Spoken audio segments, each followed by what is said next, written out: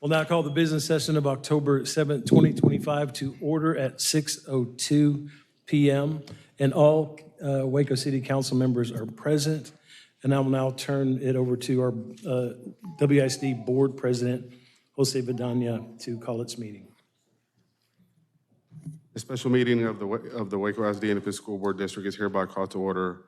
All items which may be discussed or voted upon this evening have been posted as required by state law. Great. With that, we will move to our first item. Please join us all for the Pledge of Allegiance. I pledge allegiance to the flag of the United States of America and to the republic for which it stands, one nation, under God, indivisible, with liberty and justice for all.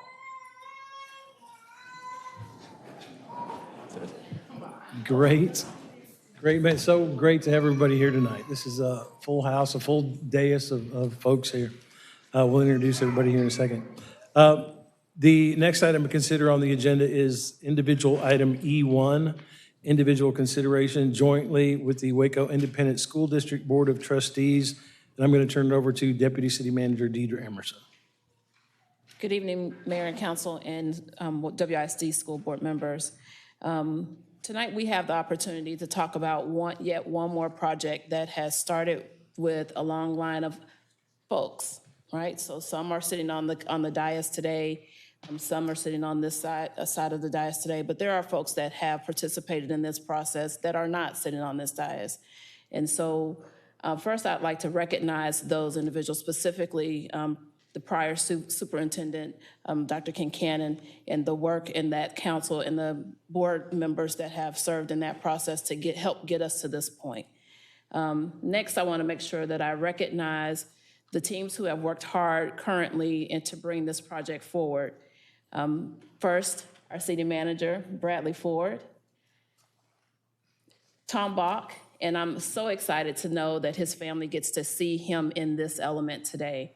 And so Tom Bach, the Director of Strategic Initiatives, our City Attorney, Kristen Hamilton-Karam, Deputy City Attorney, Kathy Perdon, and Business Support Manager, Tressa Gamblin.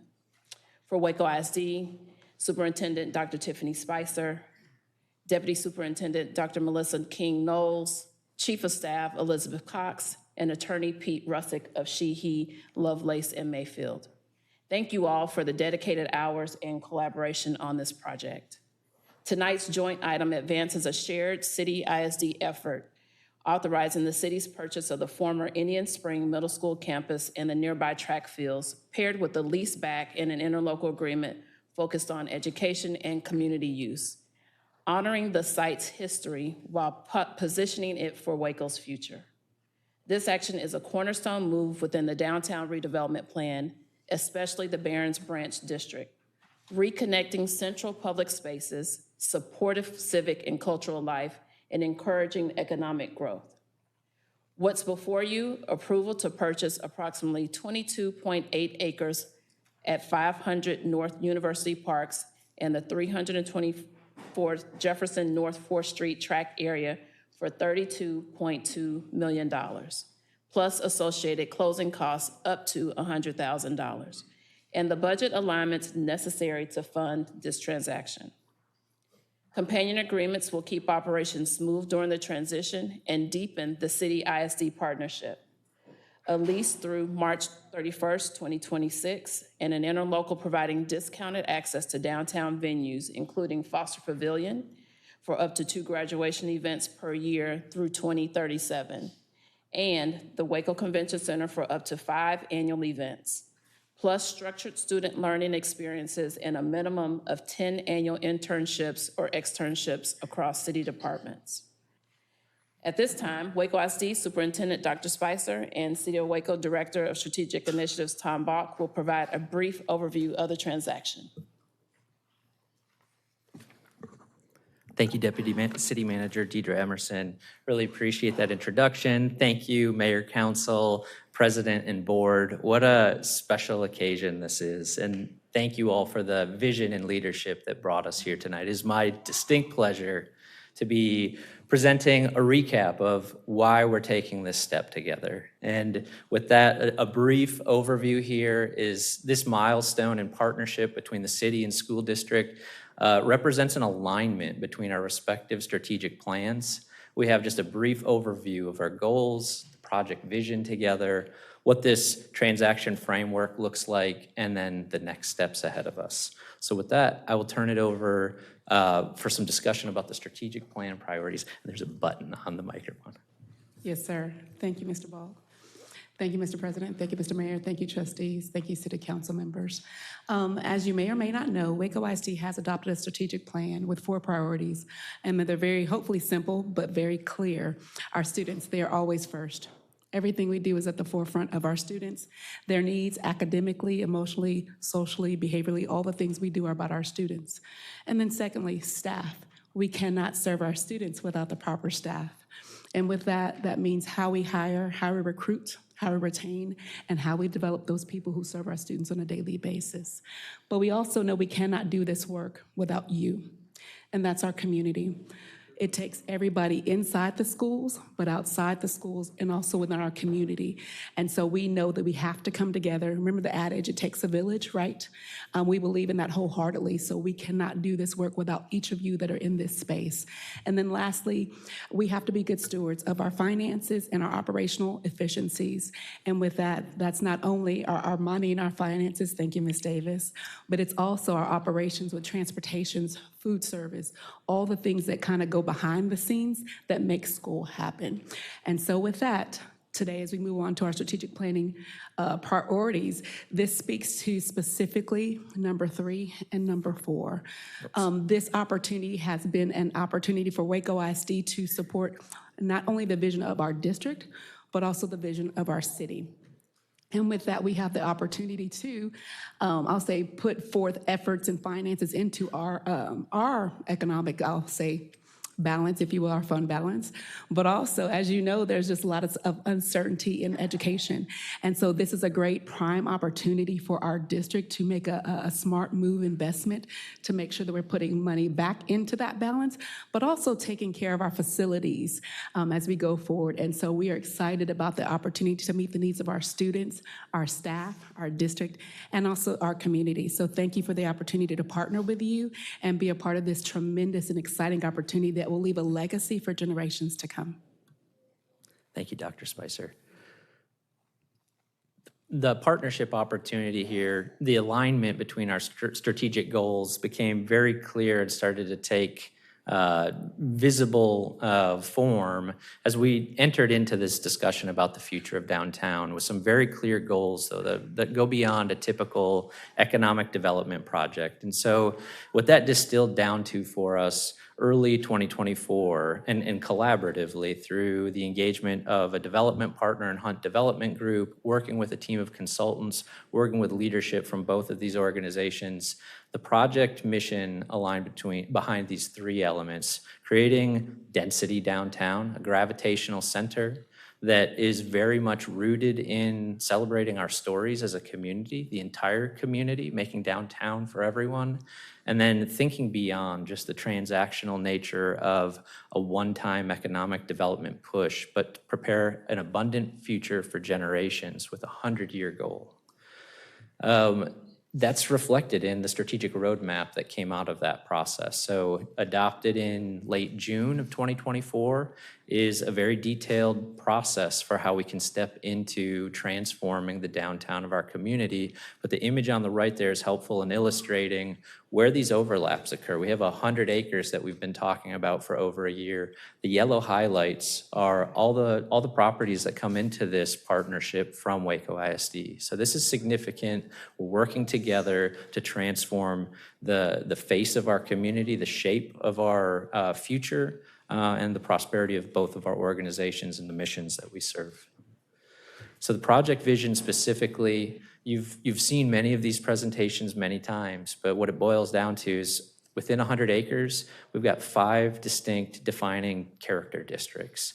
The heart and soul of that is really reflected in what we refer to as Barron's Branch. The Barron's Branch district, on that previous slide where the red outline was, The vast majority of this is on property that currently is the former tract property. A portion of it is also on the school site, but this is such a culturally rich fabric of our community with stories that have been undertold and lost for more than a generation, but not forgotten. And so it's really a privilege to be able to talk about going beyond a vision for what that future could be like, to create concrete plans for taking steps forward in that direction. The action today will put us on that path. And some imagery that, again, has been in preparation over the past year, working with Hunt Development Group and nationally renowned consulting partners. But it is a park district that creates that fabric and the setting for these stories to be highlighted, that draws in a closeness of investment, development, but also lifeblood for our downtown. Makes people from Waco, whether they live downtown or not, want to come downtown to celebrate this. The Calle Dos neighborhood is largely the area that we're talking about, a former neighborhood that was impacted, wiped out by urban renewal. The central spine of that community was organized around 2nd Street. Here we have an animation of what the future of that corridor can be. It's a pedestrian-only environment on this particular corridor. It's anchored with visual breadcrumbs to draw visitors and locals alike through to explore a park environment, shops, restaurants, dining, with retail with office and residential above, but populated with a character that is very much like Cameron Park, playing on that long history of Waco, drawing that into our downtown, creating opportunities for performance or small-scale activities, and then really throwing a lot of effort into nodding to our past and our history, but without recreating an artificial past. We're trying to, I'm not sure how I did that, but we're trying to cultivate an authentic representation of the heritage that we can celebrate together. And so this brings us into one of the showpieces of this entire district is La Pila Plaza, creating a plaza that has not existed, but by anchoring it with an element that very much speaks to the historic public life of the Calle Dos neighborhood around La Pila Fountain, and then looking back at this alignment that has always been an opportunity here, but has never been fully realized. So an alignment to borrow that beautiful facade, that architectural facade of St. Francis Catholic Church. That's one of the key highlights of the Park Center District, but also, there are many features that families can get really excited about. So a play fountain that, again, speaks that language of Cameron Park and the fountains and springs throughout our community. They can, again, be the organizing elements of recreation and civic life. And those features don't have to be isolated splash pads. They will, in fact, trickle throughout the majority of this park district, cascading down the topography that's created and opened up as we resurrect the Barons Branch Creek that also flowed through this area. That creek element is really important. It is currently in tunnels under the ground and has been forgotten to a large extent, but it's very important to unlocking this area. So we are increasing the storm carrying capacity of that tunnel system so that the feature on top of the ground that resurrects the creek can be a manageable, calm, and welcoming environment in any condition. So even in a 500-year flood event, this area will channel those waters strategically to avoid impact to neighboring real estate. And that creek, it does not at all look like a flood control device whatsoever. This is a very lush, naturalistic environment with beautiful cascades interwoven among limestone and performance areas. And La Pila Fountain within the La Pila Plaza, this is one of the defining callbacks that is too precious to ignore. And so one of the key things to note here is that the existing fountain, in its original location, will remain and be uncovered in a way that respects its authentic history, but it'll also be recreated in a way that we can make functioning and bring that water back further up onto the plaza. So our heart and soul is in this project, and we hope that it resonates with the community. The feedback we've gotten so far indicates we're on the right track, but we've come a long way to put this project on track for, we're in the permitting process now. So this is navigating right along on schedule. And again, everything about this is touching on that gravitational center that's authentic and tailored for Waco, steeped in the story of this place, and embracing the spirit that successful communities know is that downtown, you've got to serve the locals first. And smart, innovative collaboration is what this partnership is all about. So the transaction framework is maybe the primary function that we're here to talk about tonight. It's representing the sale and purchase of 2 tracts of land. The first contains the school, Indian Springs School there in the background, from Waco Drive over to Jefferson along the river. And then from Jefferson towards Washington is the former tract property. And so these 2 properties together are over 22 acres and 22.8 acres, and approximately at that intersection of Jefferson and University Parks.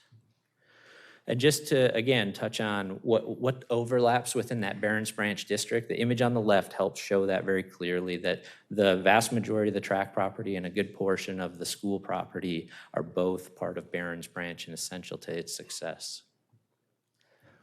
The transaction framework is a series of agreements that are tied together. So the most traditional side of this is the purchase and sale agreement.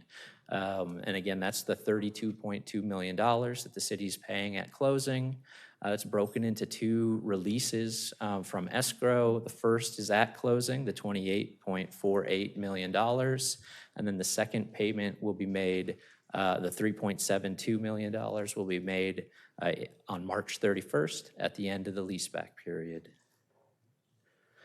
The other side of the agreement is really reflected in the interlocal side of it. The interlocal agreement touches on a lot of what we've discussed as partnership extras. These are really where we show how we can work together strategically for the long term, that this is a partnership, not a transaction. So certainly the short-term leaseback is one element of that. It goes beyond just the short term though. So there's opportunities for the school district to salvage equipment that still has life.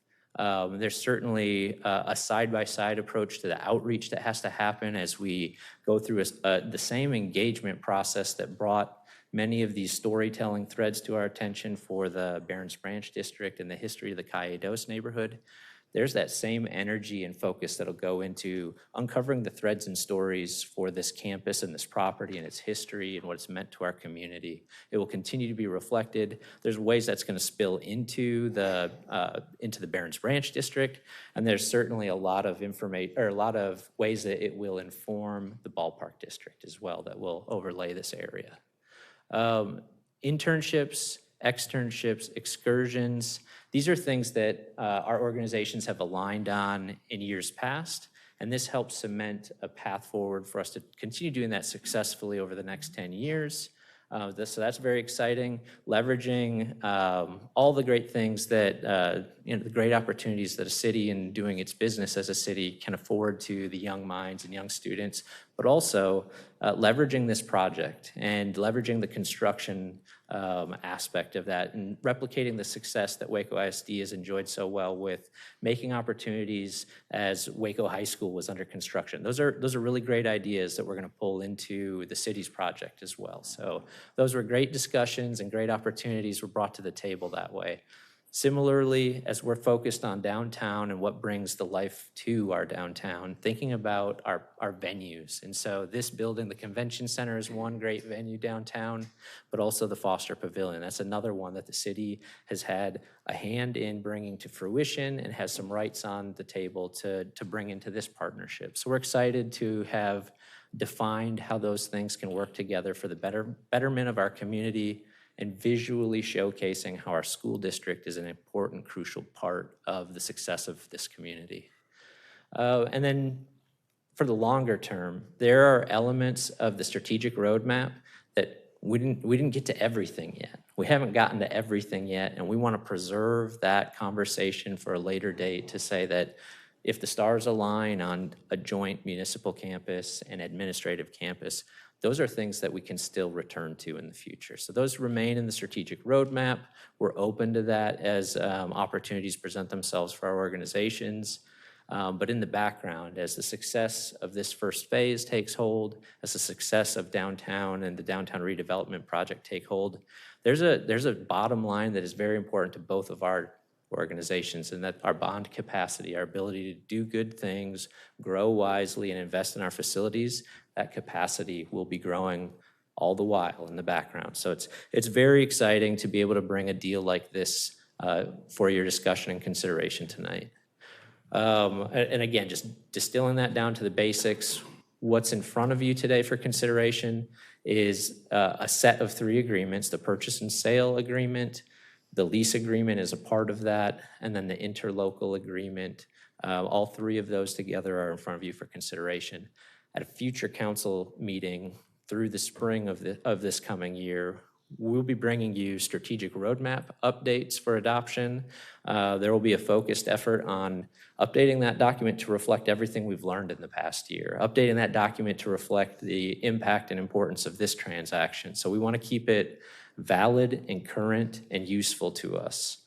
So we will do the work in the background to support that update and bring it to your attention for consideration, all the while advancing some of the other tools for the success of development. So form-based code is going to be coming to you in early 2026.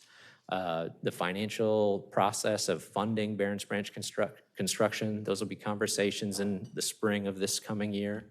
And then ultimately, we'll be requesting or recommending an agreement amendment with Hunt Development Group for the Barron's Branch construction. We're on track for all of those things. We're in the permitting phase right now. We believe we'll be shovel-ready by the middle of 2026. So that's pretty exciting. This is an amazing watershed moment. I'm having to pinch myself up here, but it's been a lot of work and a lot of hands to bring an amazing partnership forward for you. So with that, Deputy City Manager, I turn it back to you. All right, thank you, Tom. And thank you for your leadership in this project. It's meant a lot to us within the city organization. Thank you.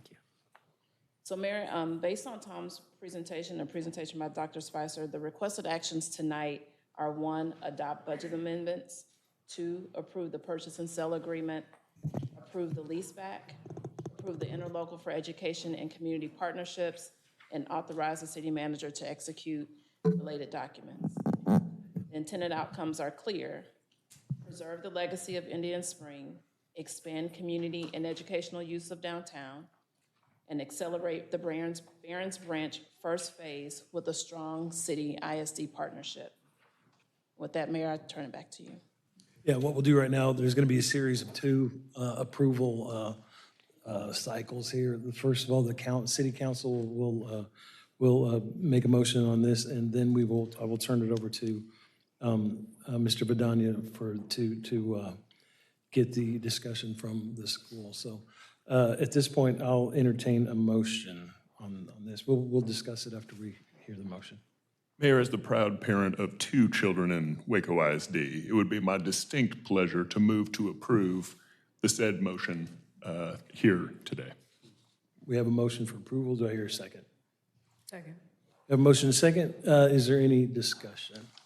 Mayor, I just want to say I'm grateful for the work that our city staff has done. I know Deidre, Bradley, Tom, the whole CMO team on this. Grateful for Dr. Spicer, grateful for her predecessor, grateful for this wonderful board, the school board and this council for all their work to get us to this point. I think it's been a great journey of partnership, and I think this is an incredible opportunity. And I'm just glad that the mayor allowed me to hold the briefcase with the money in it, which was kind of a thrill for me personally. So you still have it back I still got it. Yeah, it's in my truck. where you parked? I just have. I'll continue that by saying, go ahead. Thank you to all the parties involved. This is This was no small feat to get accomplished, and it took everybody in both organizations to get it done. And it's so much more. Earlier in our work session, we spoke about untold stories, how we got the opportunity to celebrate the mural at the South Waco Community Center and to break the ground on Alice Rodriguez Martinez Rodriguez Park. And those are some of our untold stories in history, and this is a huge opportunity to continue those efforts. It's not like we can put back the buildings that urban renewal removed. What we can do is bring back the community that was lost in that process. And I think the opportunity to showcase and highlight our natural resources that we have and create an opportunity to make spaces of fellowship. We've been all over the country looking at various parks and things, and the way Brooklyn Park is set up, and I was like, oh, this is gonna be so much better in downtown Waco because just of the topography. Or, even in Greenville last week, it's like, okay, so yeah, this is cool. However, the falls are one thing, but it's a whole river that's running through it. And we have an opportunity to get all of this done in a way that will be beneficial for generations to come. So that's the impact of this opportunity that we have. That's the beauty of this long-standing partnership that we've had with Waco ISD to just continue to grow and better Waco for Wacoans, Wacoans first, then for everyone else who gets to experience the city. So it is my privilege and pleasure to have sat through this process and been a part of it. I'll just add that, to Mayor Pro Tem's point, this has not been an easy process, and when we as a city kind of put the cart before the horse and make this big plan with land we don't own yet, there's a lot of trust in the relationships that we have with the wonderful board up here, and in that process, there's transitions. We have a new mayor in place since this started. WISD has a new superintendent, new board members, we have new council members. So the relationship maintaining its strength throughout that time was really crucial to getting to this point. So I'm very appreciative of the efforts across the board, pun intended. And I will say that, caught that one. And I will say that Waco is stronger when WISD is stronger. There are aspects of this agreement outside of just the financial aspect on its face, which we benefit by unlocking a key piece of this, and you guys obviously benefit financially on the front end as well as hopefully with the tag back end. But when I think about the sort of ancillary benefits of this agreement with the Foster Pavilion use and the convention center use, I think of and internships and externships. I think of exposing WISD students to the place that they call home in a way that maybe they haven't seen it before. There are hundreds, if not thousands, of kids in WISD that are never going to go to Foster Pavilion outside of going to a graduation. Same thing with coming down to the convention center, and same thing with interacting with city staff and an internship and externship. And whether that entices them to stay here and keep their talent and their skills here, we're going to be better for it. Or if we send them off and they're proud sons and daughters of the city of Waco, both City of Waco and WISD stand to benefit tremendously from this. So I'm thrilled. Obviously, the development itself is going to be great. I've got a 2-year-old daughter. That's kind of what makes me keep this in perspective, that I can be happy for something happening in 15 years, is that she'll be able to enjoy it all. But this is something that is transformational for our city and for our school district here, and I'm looking forward to continued success and partnership down the line. All right, I'll just cap that with saying that the City of Waco and WISD have such a great relationship. That's so important in a growing city like Waco. And I want to thank Dr. Spicer. I'm going to go right down the line here too. Board President Jose Badania and the entire board, Jeremy Davis, Jim Patton, Angela Ochoa, Keith Guillory, Taylor Bledsoe, and Arash Abnusi. You guys have been great to work with as we figured this out. As Councilmember Ewing stated, we've been working on this for a while, and kind of the dream has been sort of out there, and we have to get the nuts and bolts of this thing out of the way first. But I think this is a great transaction that will benefit both the city and the school. Tom Bach, I could watch that that video time. You could just have it on a reel repeat for 24 hours. I just love looking at what that's gonna look like, walking around in that park and imagining our residents of Waco. That's gonna be a community park. That's gonna be for the residents of Waco to enjoy and be proud of. So this transaction really helps us move forward with a visionary downtown redevelopment plan that will be transformative. I'm just convinced it's going to give us a charge here downtown and have people from around the world that come to Waco. They're going to want to come back when this thing is all built out. It's a great riverfront site. The entire riverfront is very connective to what the city already has. So we'll be creating new public spaces, and it's going to allow us a little bit of flexibility for downtown development. This is going to be a source of pride for all of us for generations to come. This will identify what Waco is. And as we go into this, I know you're seeing all these pictures of what we're doing, but as we get into the details and the planning, community input is going to be super important. As Tommy Balk and City Manager Ford have kind of shown what our concepts are, we want to shape those as we go. So we know that we want to celebrate our past and make it important for the future too. Just it's a wonderful plan. So we're depending on the community feedback on this. What we're seeing as we let kind of people peek in what we're doing is a lot of enthusiasm and a lot of support and just a lot of looking forward to how soon can we get all this done. I will tell you that when this is done, we will make the San Antonio Riverwalk look like a dirty canal. This is going to be super. This is going to be great stuff. Well landscaped, and we got elevation there. And anybody that's been by Barron's Branch where we're looking at this, it's basically in the floodplain right now, and it's not going to be anything until we can kind of make it happen. And so together with WISD, we're super happy that we can take first steps in this process. So any further discussion? With that, I think that's all the discussion. So City Secretary Hicks, will you please poll the council? Waterroot, Yes. Bearfield, Yes. Ewing, Yes. Chase, Yes. Holmes. Aye, that motion passes. And at this time, I'll also point out that Councilmember Lozano had a affidavit of substantial interest.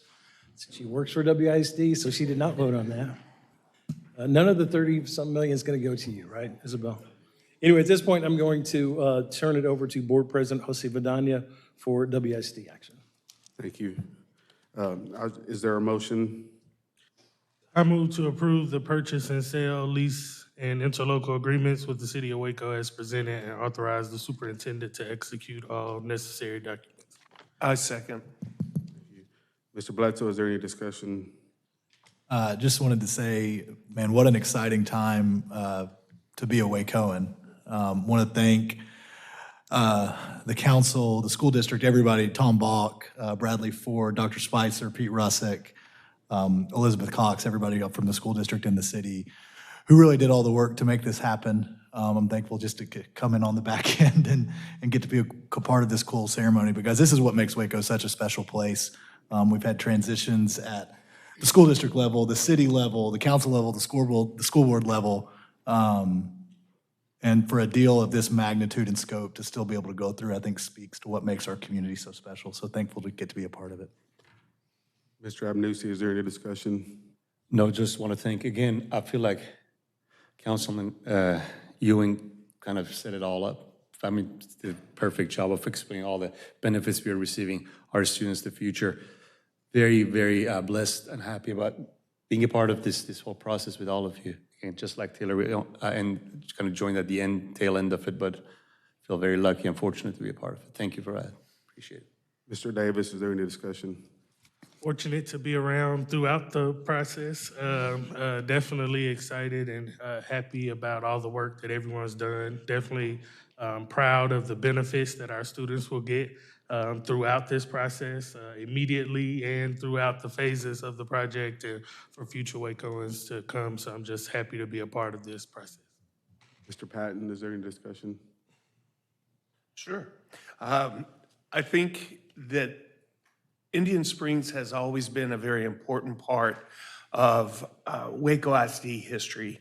And I feel that this is an opportunity to continue the impact that this school had in a new and unique way. And with the transaction, this will also help Waco ISD financially from a security aspect, and will allow us to focus these resources on helping our students both today and tomorrow. And I appreciate how collaborative, Mayor, your team has been with the school board, and it's been a very transparent process that I've learned a lot from, and I appreciate that opportunity to be a part of it. Mr. Ochoa, is there any discussion? Yeah, just a few comments. So 105 years ago, my grandfather purchased one of the first houses on 2nd Street down there, and helped his family and lots of other families help build St. Francis Church. My grandfather ended up teaching at Jefferson Moore. Years later, Isabel and I ended up teaching when it was A.J. Moore. So it's a very special part of Waco for our family. But I do want to say a big thank you to the city of Waco, not just for recognizing the history of that area, but also honoring those communities that were displaced. I'm sure there's going to be plenty of time for more thank yous down the road, but I know how hard our team worked, and I'm sure it was equally as much on y'all's end. It's just a very exciting time to see what's coming. I've been telling my kids as we drive around that area that it's not going to look the same in 10 years, and that's very exciting for us.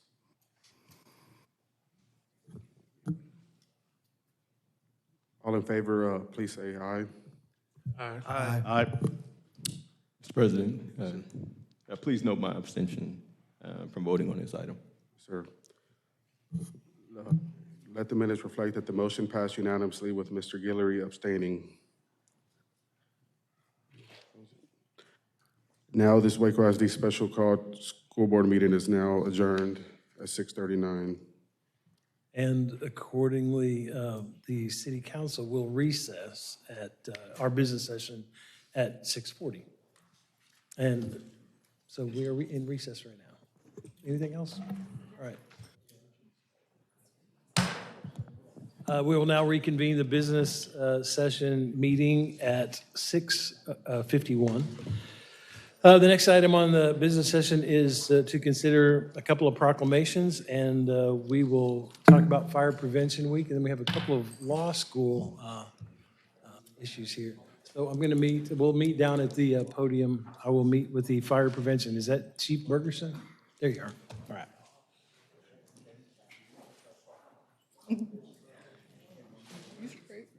I had my bag for today.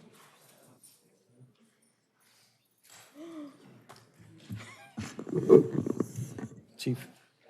Doing great. Great. This is an honor for me to have to stand here with these public safety officers, people who are protecting us as we go through life here in Waco. I appreciate you guys being here tonight to celebrate Fire Prevention Week.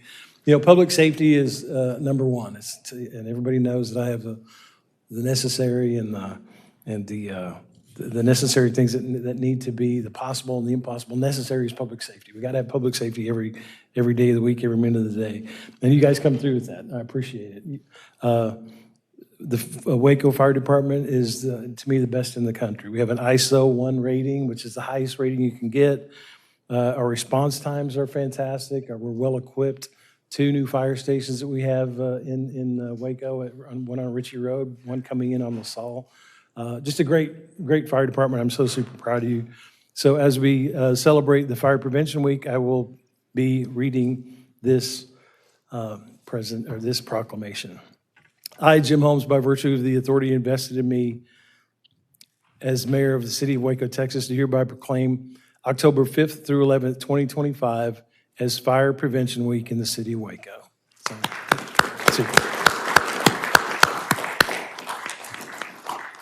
And I urge all citizens to join the city council, city staff, and me, along with the Waco Fire Department, in observing Fire Prevention Week. Fire remains a serious safety concern, and lithium batteries in household devices pose added fire risks. Common household electronics are powered by lithium-ion batteries, which, if misused, damaged, or improperly charged, can overheat, start a fire, or explode.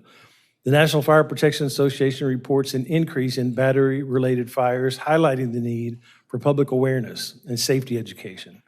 The 2025 Fire Prevention Week theme, Charge into Fire Safety, Lithium-Ion Batteries in Your Home, emphasizes safe battery use through proper charging and responsible recycling. The City of Waco and the Waco Fire Department are dedicated to protecting the safety and well-being of residents and visitors alike, and are committed to reducing fire risks through prevention efforts, public safety education, and community outreach. And this proclamation is in testimony whereof, witnessed by hand and the seal of the City of Waco, the 7th day of October, signed by all the city council members, and I will present it to you now. Thank you, Chief.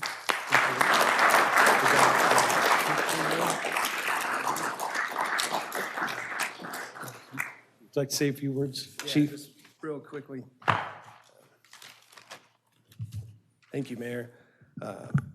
Mayor and Council, thank you for proclaiming this year's Fire Prevention Week. While this week brings special attention, every day must be Fire Prevention Day in our homes, schools, and workplaces. I want to recognize the dedication of our firefighters, and especially the members of our Fire Marshal's office, whom I've asked to join me this evening. They work tirelessly behind the scenes, often going unnoticed, to keep our communities safe through education, inspections, and prevention efforts. Because of these combined efforts and the vigilance of our citizens, it has now been 962 days since Waco has experienced a fire death. That's not by chance, that's a community achievement. For a city of our size, over 2.5 years, quite honestly, it's almost unheard of. Your support empowers our firefighters and our fire marshals to do more than just respond. We prevent. So thank you for your support in helping us keep Waco a safe place.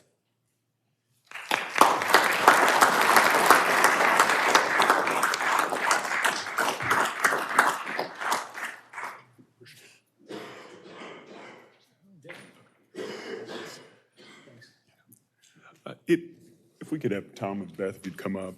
The mayor has allowed me to present this proclamation to two of my former professors, current colleagues, and good friends, Beth Miller and Tom Featherston.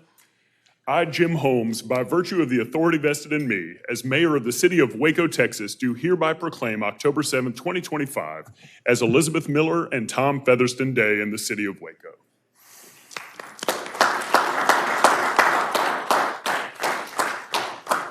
We urge all citizens to join the City Council, City staff, and me in honoring the outstanding contributions of Professors Elizabeth Miller and Thomas M. Featherston Jr. to Baylor University, the legal profession, the City of Waco, and the state of Texas.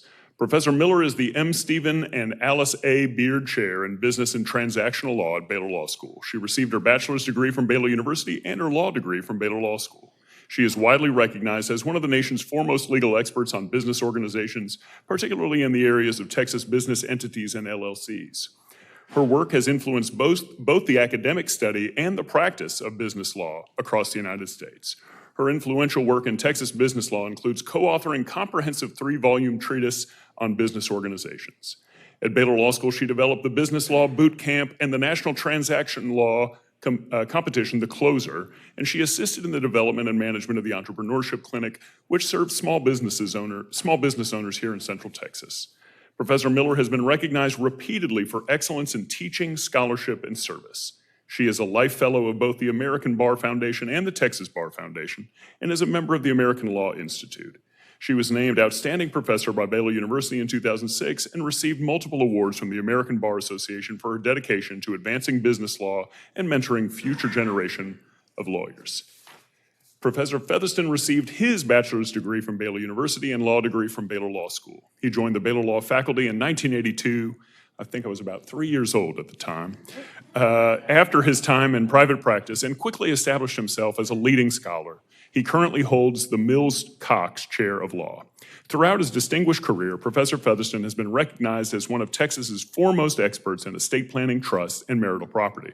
His contributions to Texas law include chairing the State Bar Committee that revised the state's guardianship statutes in the 1980s, and later leading the committee in the 1990s that overhauled the claims procedures in the Texas Probate Code. He has authored numerous articles, presented at hundreds of continuing legal education programs, and served as a mentor to generations of Baylor lawyers. He has received awards from the State Bar of Texas and the Texas Bar Foundation for his dedication to legal education, the profession, and our community.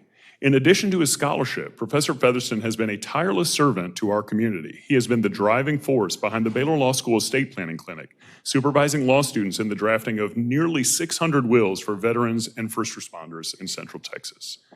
Through their commitment to scholarship, devotion to students, and leadership in the profession and in our community, Professors Featherston and Miller have enhanced Baylor Law School's reputation for excellence and contributed significantly to strengthening our community. In testimony whereof, witness my hand and the seal of the city of Waco, the 7th day of October, year of our Lord, 2025. Thank you so much.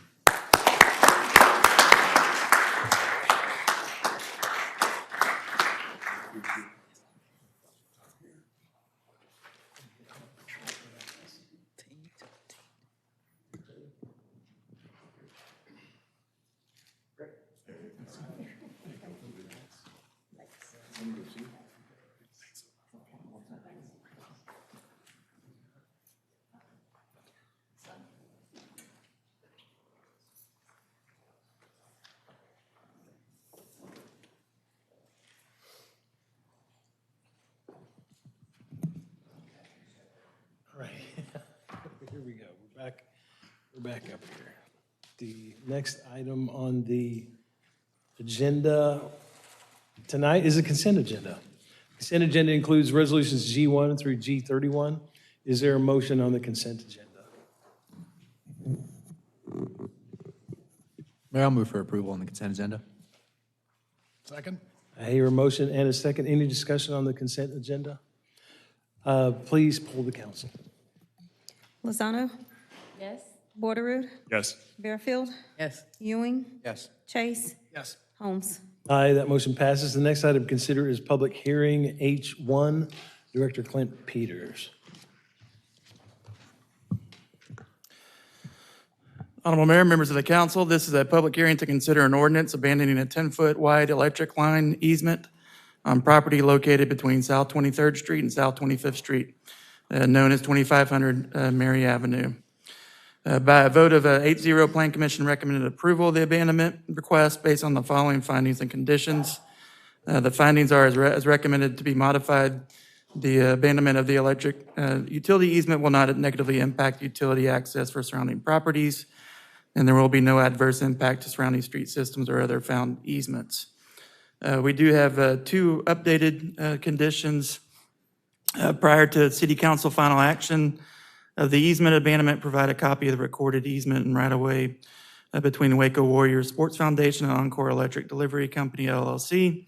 And easements shall be retained and recorded for any utilities discovered during development of the abandonment area, or the utilities may be relocated at the developer's expense as coordinated by the appropriate utility provider. Thank you, Clint. Is there any questions for staff or Director Peters? There being no questions from council, I will now open a public hearing for comments. Is anyone present who'd like to speak regarding this item? Seeing no one, we will close the public hearing and I'll entertain a motion. I motion to approve. Second. We have a motion and a second. Any discussion? No discussion. So City Secretary Hicks, will you please poll the council? Lozano? Yes. Borderoud? Yes. Bearfield? Yes. Ewing? Yes. Chase? Yes. Holmes? Aye, that motion passes. The next item to consider is public hearing H2. Director Peters. Honorable Mayor, members of the council, this is a continuance of a public hearing to consider an ordinance changing the land use designation from medium-density residential office flex to office industrial flex and to rezone from R1B and C3 to C2 on property known as 2400 in 2416 Robinson Drive. The applicant has submitted a revised request, and those are at your place.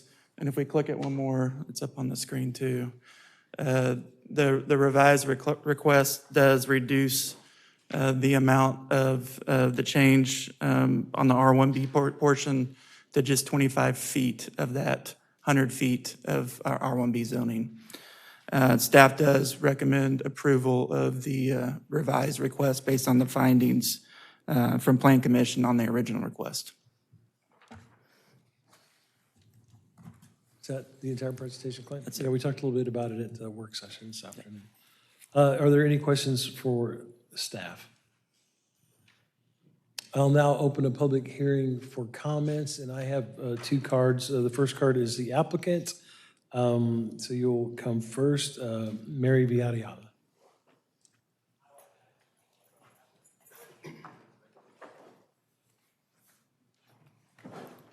Please state your name and address for the record. You'll have 3 minutes. Thanks. Mary Villarreal with the Interfield Group at 401 Studewood Street, Houston, Texas 77007. Good evening, Mayor and members of City Council. My name, as mentioned, is Mary Villarreal with the Interfield Group.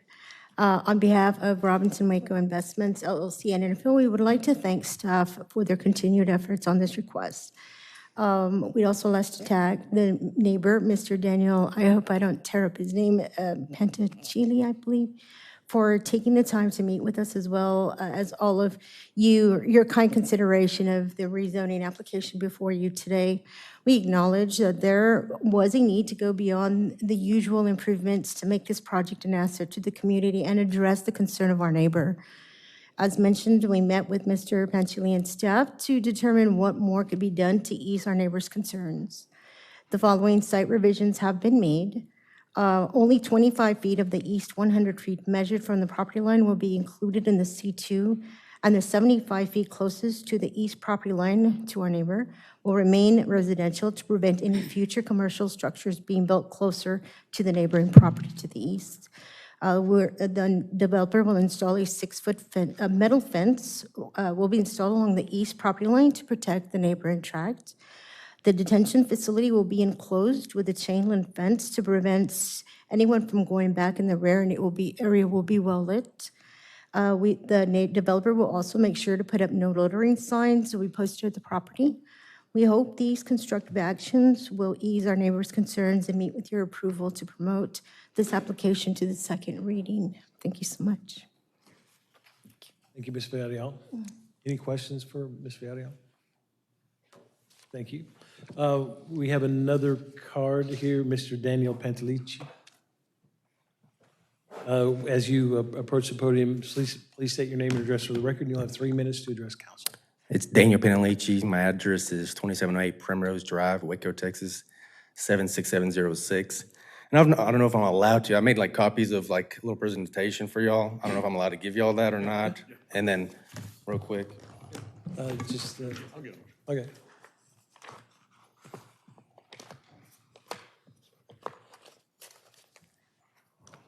One second.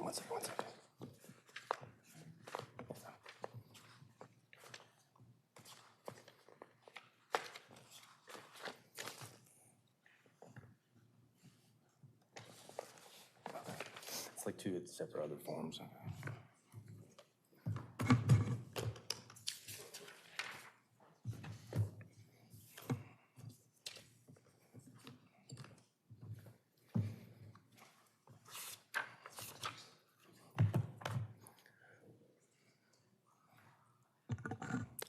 So the first form you'll be receiving is just something I kind of typed up, just kind of old school, like I learned from high school. Basically, I'll go over it, I guess once you receive those forms.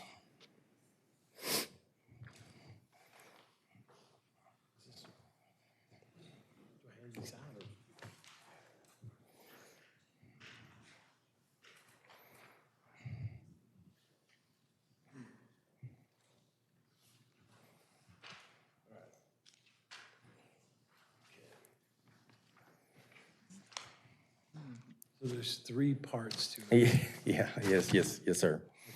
So first one is just kind of like what I'll be going over with you, my concerns for that property. The second is, so yesterday I went over to some of my neighbors. I know you guys sent out a bunch of letters 2 months ago, reference to who would oppose this, and you guys got just me, of course. And I went out and got 7 signatures in an hour in my neighborhood yesterday, just knocking door to door about, basically, those are signatures and their addresses of just citizens that are concerned about that being in a gas station. That they don't believe that it just needs to stay. They don't need it to encroach any further into our neighborhood, and they voiced their concerns with me about just problems that they're having. So to start with, like, there's traffic concerns at that intersections. Robinson Drive experiences heavy traffic in addition of a commercial convenience store would greatly increase congestion. Delivery trucks and customers, vehicles, and late night traffic will create safety hazards for drivers, pedestrians, and children in that neighborhood. Like, over the years, I've seen like multiple accidents at intersection. Being a gas station there, I don't think it's going to help it at all.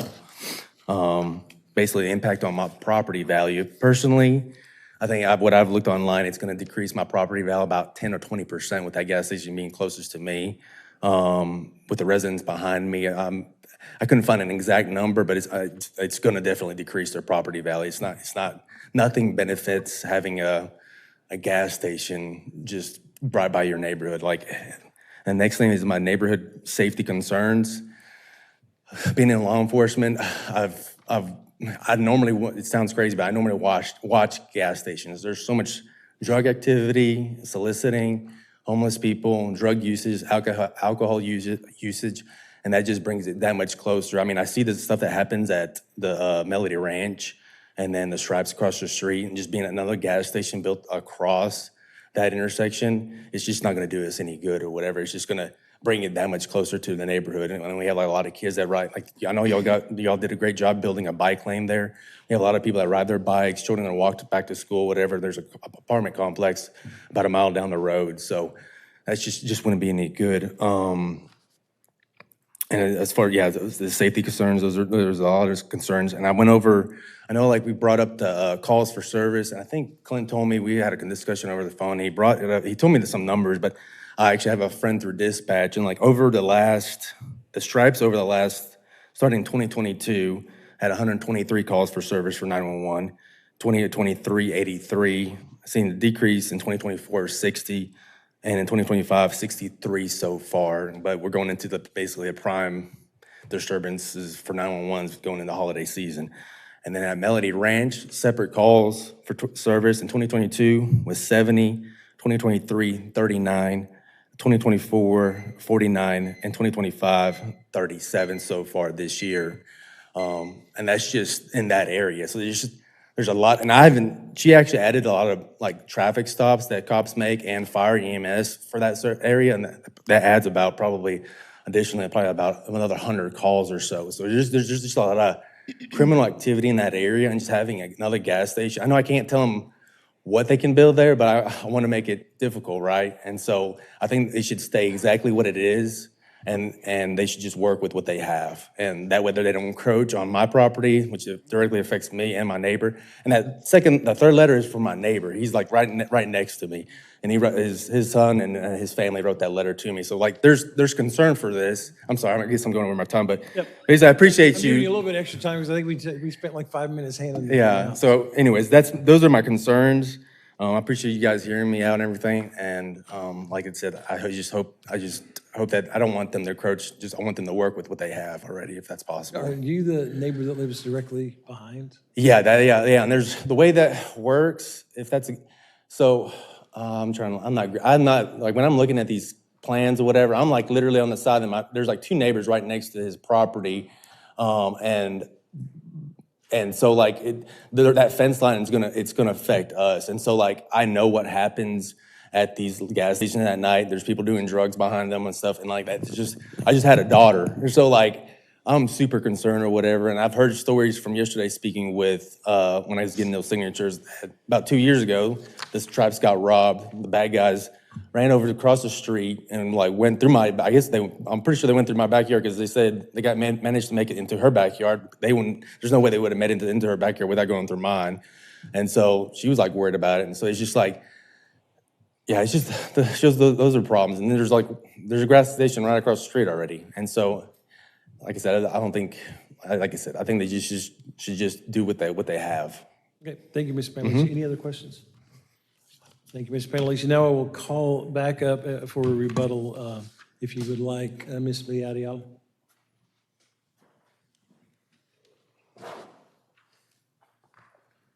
Thank you, Mayor. I did want to mention a little bit more about the traffic. On the Robinson side, they are adding and they're having approved through TxDOT a deceleration lane. Hopefully that'll help a little bit on that side. I just wanted to reiterate that the back area of the store is going to be fenced. It will be well lit.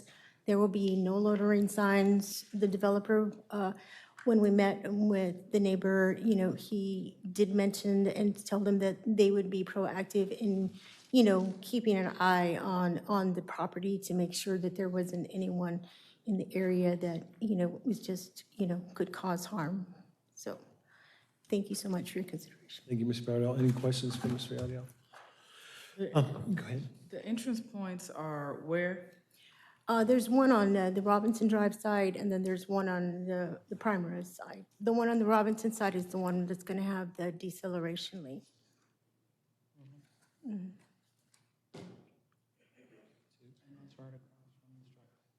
And Mellon Ranch is here, it's right over here. It's on this side.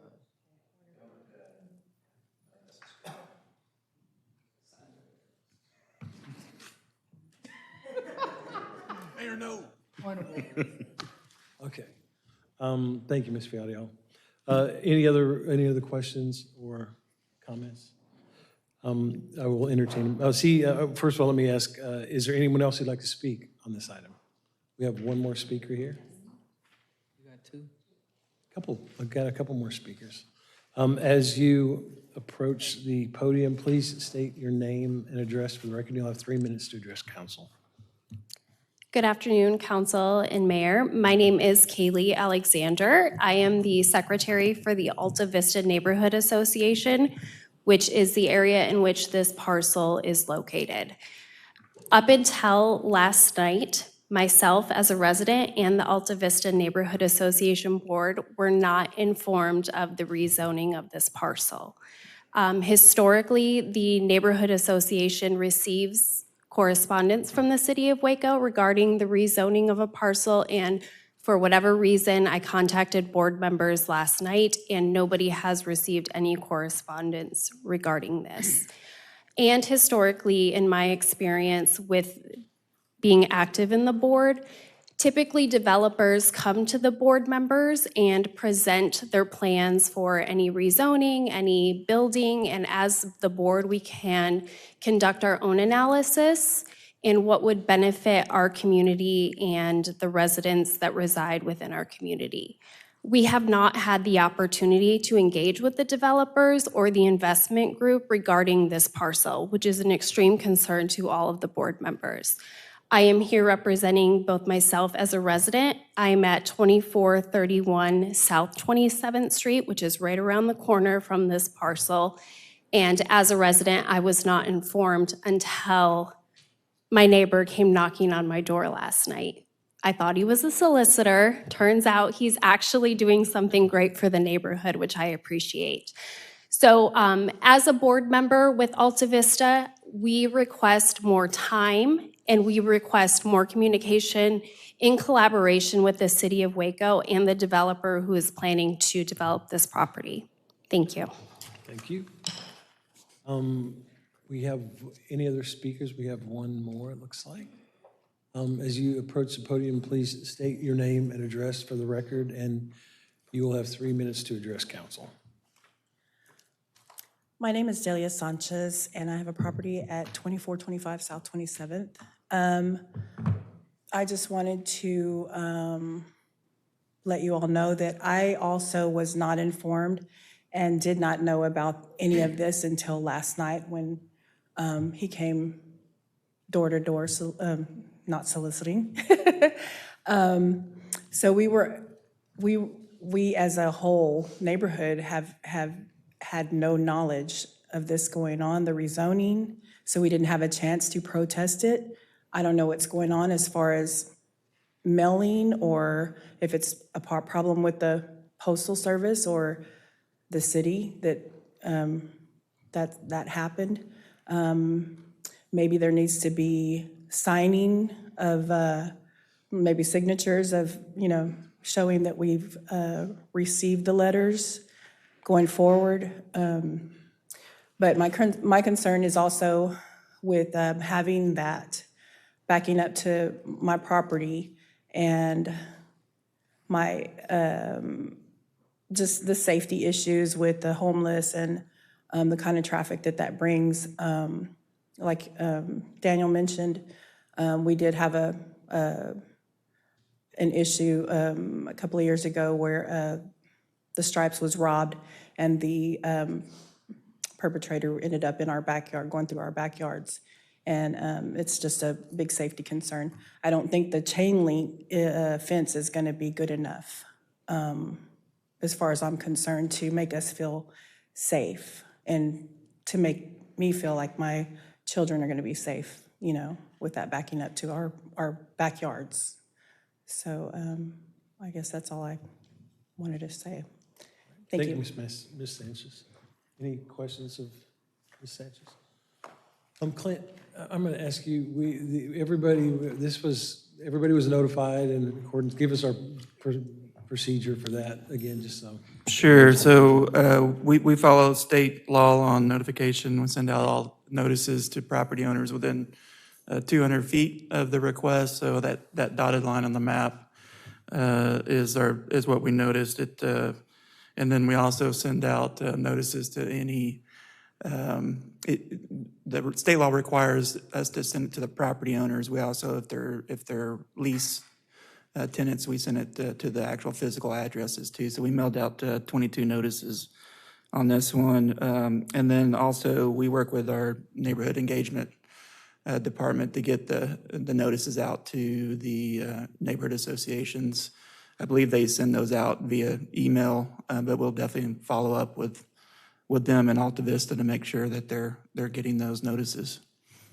Along those lines, Clint, can I just ask, I know the first speaker, the neighbor, presented to us at least a list of names of neighbors in opposition. I assume that wasn't filed with the city or hadn't met the deadline for a petition along those lines. Did you look at that or did you see that? We have not seen it yet. It definitely is something that can be submitted for consideration at the public hearing. Because that could, if 20% of the surrounding owners opposed in a petition that was filed with the city, then that could bind the vote of the council needing a supermajority in this case. Is that correct? That's correct, yes. Councilmember Boardroot, if I may, that would be within the notification distance, and it doesn't appear that these are in that notification circle. Okay, So these are it all would on need to be 27th Street. neighbors within 200 feet of the Yes, sir. property. In that circle. Okay.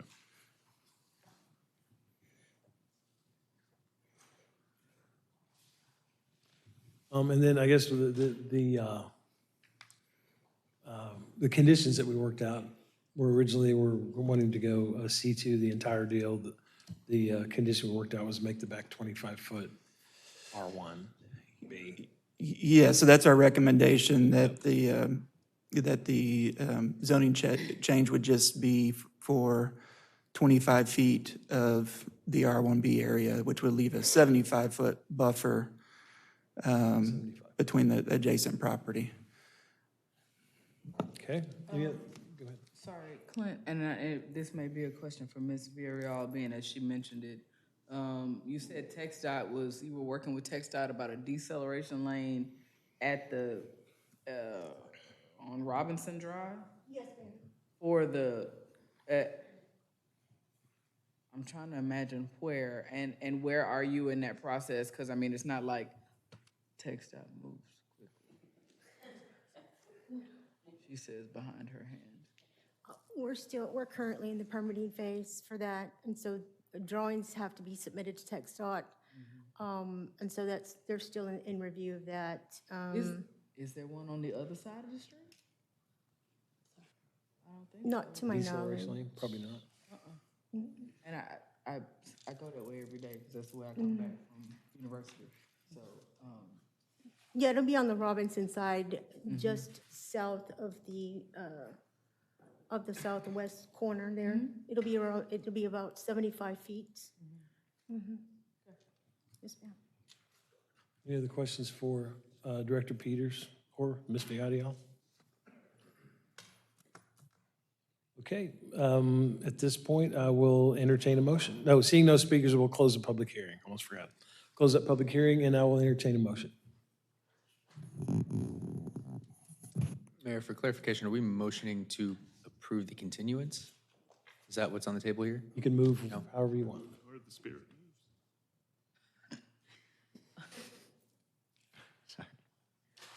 moves. Mayor, I move to oppose the recommendation. I second. We have a motion and a second to vote no on the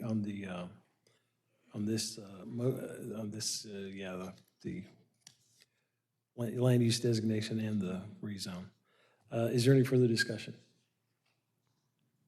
I think it just, having the neighborhood association be a part of it, I think would be a big help in future instances coming forward. As a developer, engaging with them, if you're doing a zoning change, I think goes a long way, especially if they're coming forward to council and making formal recommendation one way or the other.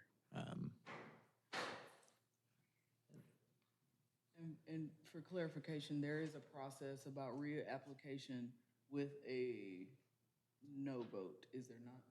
I think 1 year. Is it a year?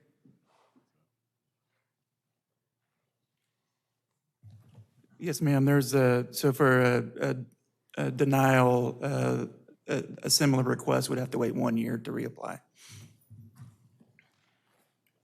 A different request could come back before that, but if they were requesting commercial zoning, that would require a year period before they could. When you say a different request, what would that? A different zoning district. Yep. Which is possible. Yeah. Okay, any further discussion? I mean, for me on these, that is kind of a commercial area, but I do think we build in public comment to these requests for a reason. And I think if the neighbors feel that this is inappropriate at this time, then I feel comfortable going with the motion. It feels like we did follow protocol, and I think neighborhood association was reached out to, and we had a staff make recommendations, but that said, let's take it to a vote. City Secretary Hicks, will you please poll the council? Lozano? Yes. Borderood? Yes. Fairfield? Yes. Ewing? Yes. Chase? Yes. Holmes? Yes, that motion to deny the zoning and land use designation passes. The next item on the agenda is in Section 1, individual consideration, and the first item to consider is Ordinance I-1. City Attorney Hamilton Karam, will you please introduce the first ordinance? Yes, sir. An ordinance amending sections 13-403 through 13-405 and 13-418 of Division 2, open air vending of Article 9, prohibited activities and indoor and outdoor vending of Chapter 13, licenses, permits, and business regulations of the code, of the city code, to specify additional prohibitions and providing for a penalty. This ordinance comes to council on a first reading. I'll entertain a motion on this ordinance. Second. We have a motion and a second. Any discussion? City Secretary Hicks, will you please poll the council? Lozano? Yes. Borderood? Yes. Fairfield? Yes. Ewing? Yes. Chase? Yes. Holmes? Aye, that motion passes. The next item to consider is ordinance I-2, City Attorney Hamilton Karam. An ordinance amending sections 13-47, 13-72 through 13-78, 13-91, 13-92, 13-95, and 13-119, and the title of Division 3 of Article 2, Amusements of Chapter 13, Licenses, Permits, and Business Regulations of the City Code to prohibit amusement redemption machines and change licensing requirements for nightclub and indoor amusement facilities and providing for a penalty. This ordinance comes to council on first reading. I'll entertain a motion on first reading. Mayor, I'll move for approval. Second. We have a motion and we have a second. Any discussion? Yeah, Mayor, I just want to say that I'm happy to be getting in line with the larger overarching law on these matters for the state, and also just acknowledging that, you know, these things colloquially referred to as eight-liners are a net negative for the communities that you find them in. And so I'm glad to be making it harder to operate things that are actively making our constituents' lives more difficult. As the council member for District 3, I realize my district has been at the epicenter of some of this, but I agree and concur with my colleague from District 4. Yeah, does this go into effect on Jan 1, or do we, I mean, Jan 1 is when the Yes, sir. law changes? Yes, Mayor. Okay, I thought that was right. Any other discussion? City Secretary Hicks, will you please poll the council? Lozano? Yes. Borderood? Yes. Bearfield? Yes. Ewing? Yes. Chase? Yes. Holmes? Aye, that motion passes. The next item to consider is ordinance I-3, City Attorney Hamilton. An ordinance amending Section 18-76A of the City of Waco City Code of Ordinances to increase the number of fire lieutenant positions, grade 4, from 47 to 48, decrease the number of fire equipment engineer positions, grade 2, from 58 to 57, and increase the number of firefighters, grade 1, from 90 to 93. This ordinance was approved by a 6-0 council vote on first reading on September 16th, 2025. Do I hear a motion on the second reading? Move for approval on second reading. Second? We have a motion and a second. Any discussion? City Secretary Hicks, will you please poll the council? Lozano? Yes. Borderood? Yes. Bearfield? Yes. Ewing? Yes. Chase? Yes. Holmes? Aye, that motion passes. The next item to consider is ordinance I-4, City Attorney Hamilton County.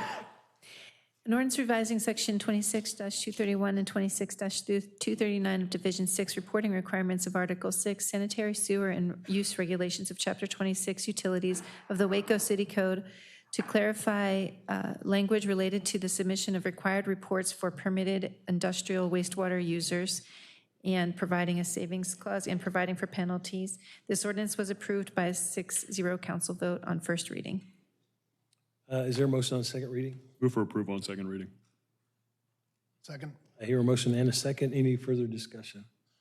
City Secretary Hicks, will you please poll the council? Lozano? Borderood? Yes. Bearfield? Yes. Ewing? Yes. Chase? Yes. Holmes? Aye, the next item, that motion does pass. The next item to consider is ordinance I-5, City Attorney Hamilton Karam. An ordinance of the City of Waco, Texas, creating a planned unit development, changing the zoning classification from O2 and C3 to a PUD on certain property containing approximately 2.14 acres of land situated in the Thomas J. Chambers Survey, City of Waco, McLennan County, Texas, according to the plat recorded in instrument number 20090294433 of the official records of McLennan County, Texas, known as 602 James Avenue, property ID 35377, approving the concept plan for the PUD and providing for penalties. This ordinance was approved by a 6-0 council vote on first reading on September 16th, 2025. I'll entertain a motion on this second reading. Move for approval, Mayor. Second? Got a motion and a second. Any discussion? There being no discussion, I'll close that. And City Secretary Hicks, would you please poll the council? Lozano? Yes. Borderood? Yes. Bearfield? Yes. Ewing? Yes. Chase? Yes. Holmes? Aye, that motion passes. The next item we consider is ordinance I-6, City Attorney Hamilton Karam. An ordinance of the City of Waco, Texas, providing that the Code of Ordinances be amended by revising Section 28-247 in Chapter 28 zoning of the code, providing that the zoning map shall be changed so that certain property containing approximately 0.364 acres, known as 1229 Daughtry Avenue, property IDs 162187, 162114, portion of 162113 shall be changed from R2 district classification and become and be designated to R3C district classification and providing for penalties. This ordinance was approved by a 6-0 council vote on first reading on September 16, 2025. Do I hear a motion on this second reading? Move for approval on second reading. Second. Got a motion and a second. Any discussion? There being no discussion, I will ask City Secretary Hicks to please poll the council. Lozano? Yes. Borderoux? Yes. Bearfield? Yes. Ewing? Yes. Chase? Yes. Holmes? Aye, that motion passes. The next item to consider is the hearing of visitors. We have a couple cards here tonight. During the hearing of visitor section of the agenda, we provide an opportunity for the public to present concerns or address issues that are not matters for consideration listed on the agenda. The council is unable to conduct a discussion, but we'll listen. We'll ask staff to look into concerns. We'll provide follow-up. Please provide registration information so that staff can contact you if necessary. If you have handouts, please let us know at the beginning of your presentation, and staff will distribute those to the council. If you're unable to approach the podium due to physical limitations, a microphone is available to be brought to you. When called to the podium, please state your name and address for the record. Each speaker must limit comments to 3 minutes. If you're speaking on behalf of a group of 10 or more individuals present, please have those persons stand at the beginning of your comments, and you will be given 10 minutes to address the council. Please note that if you stand in support of a person getting 10 minutes to speak, you are forfeiting your right to speak on that item. For any person addressing the council through the use of a translator, the speaking time will be doubled to accommodate the translation services.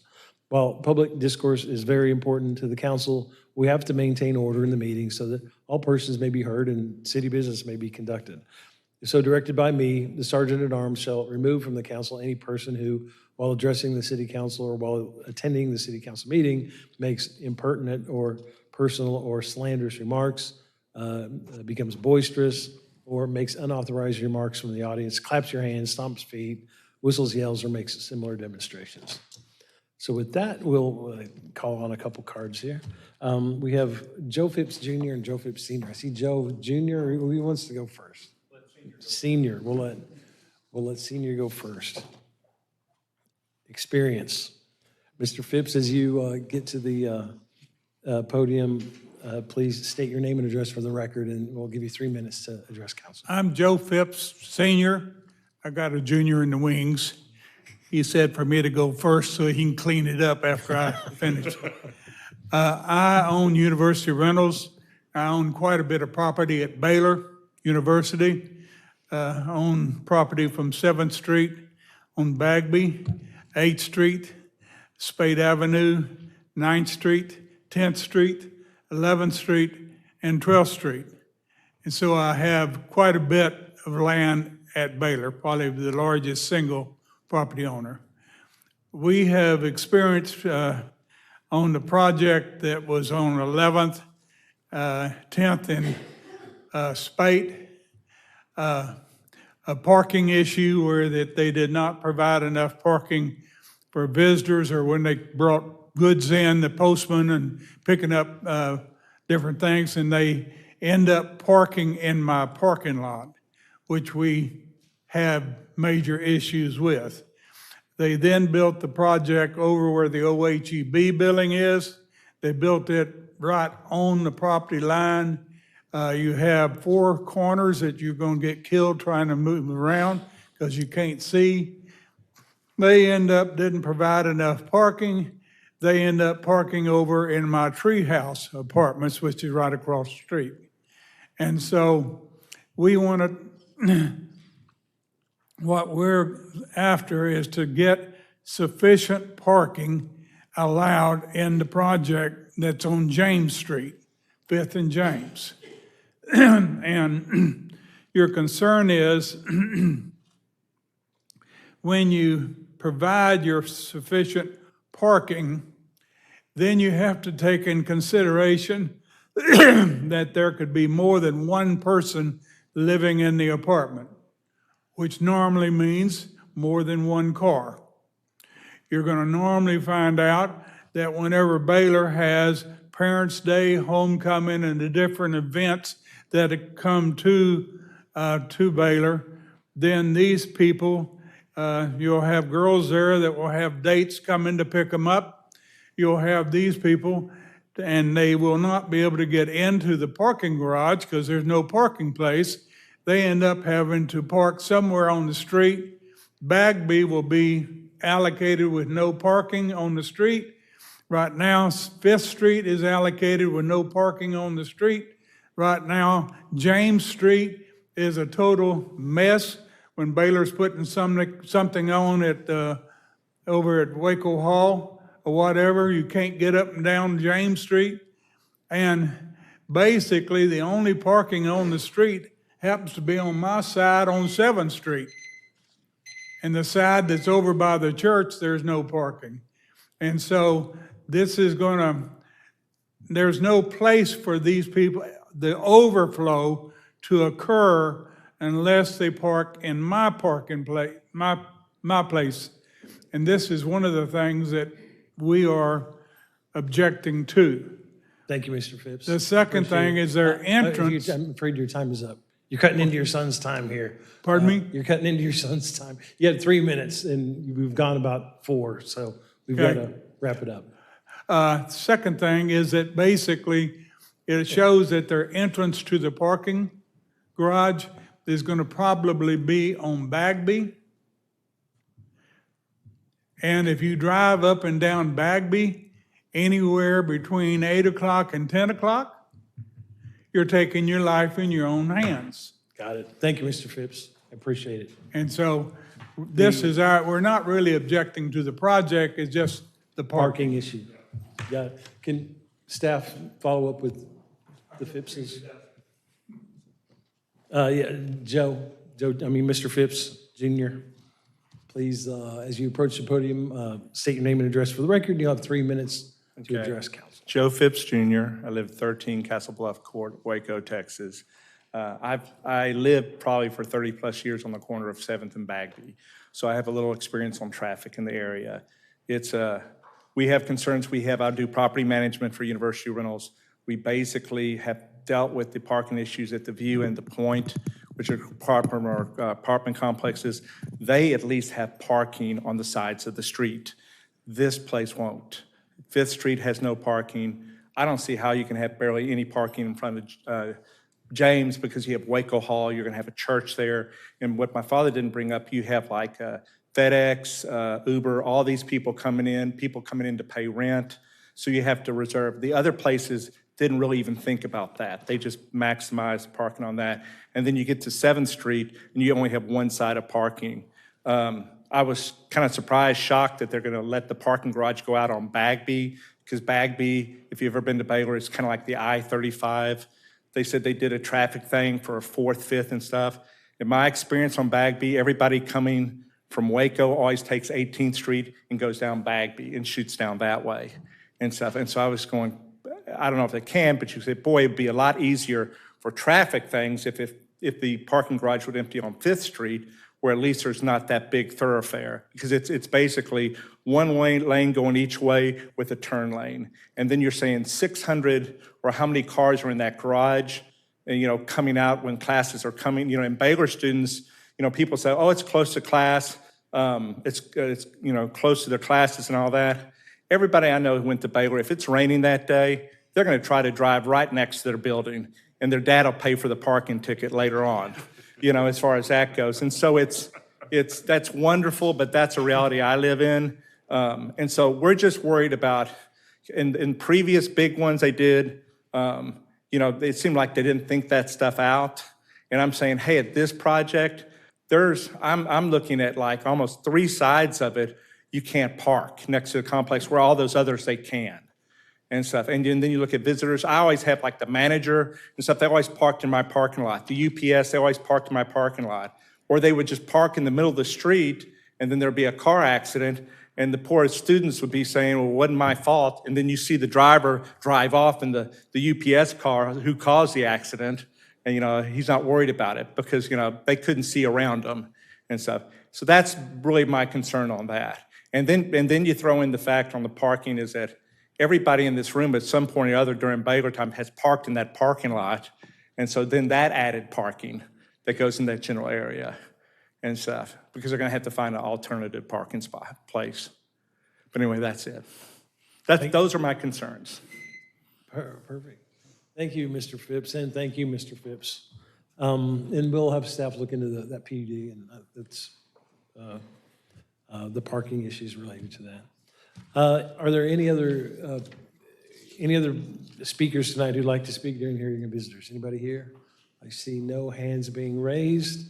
Seeing no one, we will close the hearing of visitors, and we will go directly to council comments on items of community interest. Any announcements council would like to make, or comments, or anything in general?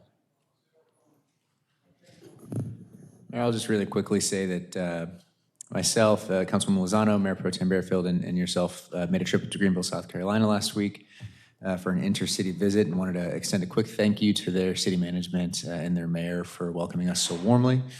It's a great city. They're doing a lot of things well. I'm hoping to replicate some of it here and learn from the mistakes they've made along the way and try to avoid those. So had a great time in Greenville, learned a lot. And again, thanks to their city management and their mayor.